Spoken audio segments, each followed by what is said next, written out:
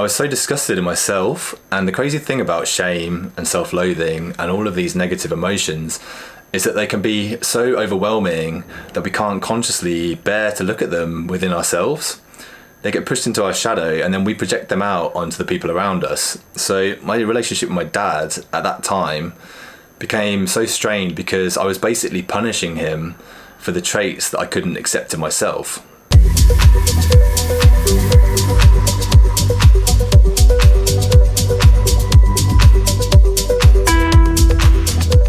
Okay, I'm going to start this with a bit of backstory because I had a breakdown at the start of 2021 that plunged me into a dark place for well over a year.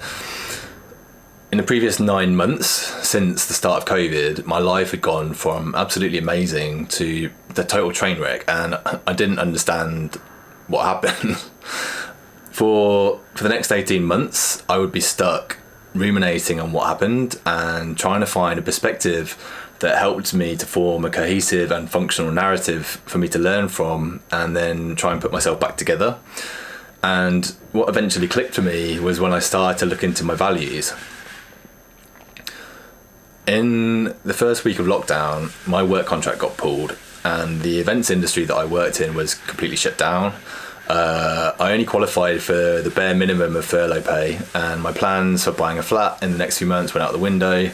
I was living in a house share out of 1 bedroom, 100 miles away from my girlfriend. There's a bunch of stuff going on. Anyway, I got depressed, and with everything else falling apart, I focused my attention on my relationship, trying to support and make my girlfriend happy, not add the burden of my depression to her plate. And my self-esteem had quickly plummeted, and I was clinging on to her as the only constant in my life. So when I finally managed to tell her that I was struggling and she responded that she thought that we were too different and wanted different things, it floored me, and I felt so much shame for trying so hard to please her. Now, I can really understand from that how rejection could so easily make a man bitter and resentful, because at the time I blamed my girlfriend for not being more supportive, and I blamed my dad for not being a better role model. I blamed the world for COVID and all the lockdowns. And I was so disgusted in myself. And the crazy thing about shame and self-loathing and all of these negative emotions is that they can be so overwhelming that we can't consciously bear to look at them within ourselves.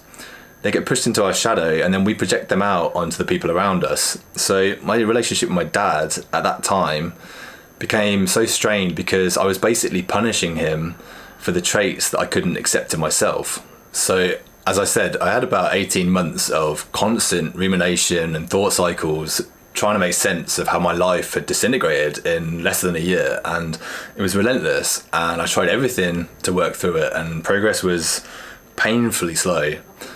So finally I signed up for a 10-day silent meditation retreat after a friend of mine suggested that it was a place I could go to confront and grapple and wrestle with my thoughts.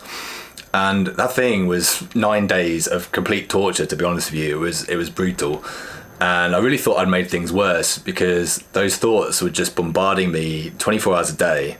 But eventually, on the 9th day, suddenly everything started to slot into place, and I found this cohesive narrative and so many realizations about the ways that I hadn't been showing up fully in my own life, and then also insight into the way that I saw relationships. And what I realized was, when I lost my job at the start of COVID, my self-esteem had started to crash because I had unconsciously attached my self-worth to what I believed I brought to the table materially. Like having a great, well-paying job, being able to travel and have unique experiences. And our modern culture has largely attached to this way of thinking. But actually what I've seen is that we've got it backwards. You see, material success is like an easy indicator of someone who has a functional way of interacting with the world. They're able to shape the world around them somewhat to their will and create what they want. It's like a shortcut to identifying someone who has the potential capacity to be a provider. But we've become so focused on the external material evidence rather than understanding that our underlying internal values are actually the bit that's truly important. You know, there's so many men out there who are working themselves into the ground because they believe that what they can materially provide for their family is the key. And if many of those men were to lose their job, then like me during COVID, they'd be at serious risk of depression because the evidence of their effort has been taken away. But when we shift our perspective to see that there can be this underlying internal value, that we would do whatever it takes to provide for those around us, then we can find that this is where our real worth lies. We can always strive to uphold those internal values, no matter what situations in the external world throws at us. We can always do the best we can to look after our loved ones in any situation. The value is just as relevant whether we're making millions of pounds or whether we don't even have a job right now. And ironically, this is also what would drive us to create external value in the world as well. So during COVID, I was doing everything I believed to be right, but still my belief in where my self-worth laid was focused externally on what I could now no longer provide materially, rather than appreciating the part of me that was trying hard to do what was best for the people around me. So I got depressed and clingy because I was focused on the wrong things. You see, externally, nothing actually has to change in this situation either. We can still work hard and chase money and success. The only difference here is understanding what the intrinsic driving force behind our actions is. So many of us have been trapped believing that material wealth is the end goal, but the ability to create what you want in the world and the underlying knowledge of why you're doing what you do is where true meaning and purpose and value will be found. One other thing that I want to mention here, and I use this as a warning as of why I believe getting grounded in our own internal values is so important. I've spoken before about shame being like a bind in our psyche, a bit like one of those Chinese finger traps that won't release until it can relax. And in that breakup, I got hit with so much shame, and at the time it felt like I was being punished for doing what I believed was the right thing. Now, many of us are carrying around very similar wounds from childhood, and you can learn more about that in my video on releasing buried shame, which I'll link to below. But the thing is, even though I've largely been able to straighten this out and understand the layers underneath it, I still get hit with residual shame in moments when I'm trying to show up as loving and supportive, because my subconscious now associates those behaviors with heartbreak, and it takes deliberate effort for me to sit with those emotions and remind myself that what I'm doing is actually in alignment with my values.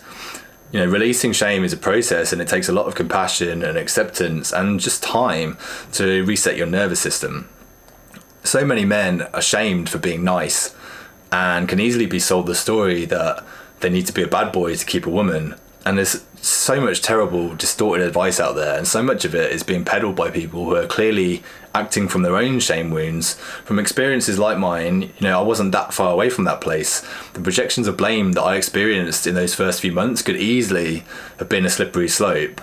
But most men that I speak to who relate to this are genuinely kind. It makes me happy to do anything I can for my partner, and that's how it should be. Being nice is not the issue.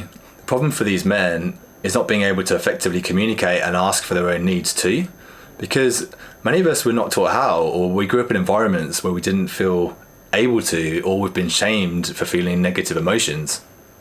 You absolutely should be prioritizing your relationship and doing everything you can to support and celebrate your partner, but that commitment also includes making sure that you're showing up as the best version of yourself, making yourself as strong and as capable as possible so that you can provide and protect, being aware of what you need and being able to speak up about what you believe to be in the best interest of the relationship, even when it's in disagreement. Standing up for what you believe to be the greater good for your family. And this is where I think many of us feel lost, because we don't actually know what we want from our relationship or even our lives. If you don't know where you're going, how can you know if you're heading in the right direction? And this is the real power of getting super clear on our values and figuring out what we want from our life, what we stand for, is that it removes the burden of having to make decisions in each moment. Our values make the choices for us. Like, is this situation in alignment or is it not? Our values can lead the way, and it stops us from chasing after the next shiny thing that happens to cross our path. Now, I'm not saying it's easy, and temptation is always going to be there, but striving to be true to our values, even when it's hard, can only move us towards the life of our dreams. Like, if we refuse to entertain any situation or behaviour or action that is not in alignment with our values and what we want, how can we receive anything else? If you want to be fit, you need to value working out consistently and eating healthily. If you want to be rich, you need to value paying attention to your finances and investing and working hard. If you want a conscious relationship, you need to value vulnerable and real communication. It sounds like so simple, but how often do we actually stop and think about what it would take to really live the life that we want? And how aware are we of our current habits and behaviours that are not in alignment with our ambition? We are already living out our values, whether we are aware of them or not, but the challenge is consciously choosing to focus on ones that are internal, that can't be shaken by external events, and that will still move us closer to our goals. It's the difference between wanting to be the biggest guy in the gym or working out to beat our former self. Like, one of those has a limit and can always be taken away by someone else at any moment, whereas the other one we can refine indefinitely. I have my own practice that I use to check in on how well I'm showing up in relation to my values. I've distilled my values down into a list of 7 statements that encapsulate how I want to show up in the world. And every morning I meditate on those just for like 50 seconds each, and I use that time to imagine what it would look like if I was showing up as the best version of myself. And I also would replay some recent scenarios to look for alternative perspectives of how I could have done better. This is so simple and quick, but in the year that I've been practicing this, I've gone from being completely lost and untethered with no direction to being laser focused on who I want to be and what I want for my life. And I still fuck up countless times every single day, but now I have a tool to dissect and learn from those mistakes. I truly believe that getting crystal clear on our values and what we stand for is some of the most important work we can do to help us live an amazing life. And we need to commit to a path as best we can, and we need to grieve and let go of all the possibilities that we leave behind. But when our values are internal and based on a kind of person that we wish to be, this still gives us the freedom to pursue any and all external experiences that feel in alignment, and we can still change tack whenever something even more meaningful comes along.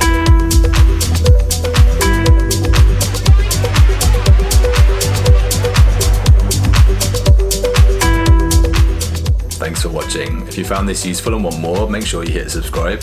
And I'd love to know how clear you are on your own values. Like, have you ever actually sat down and properly considered them before? Let me know in the comments. Have a great day, and I'll see you soon.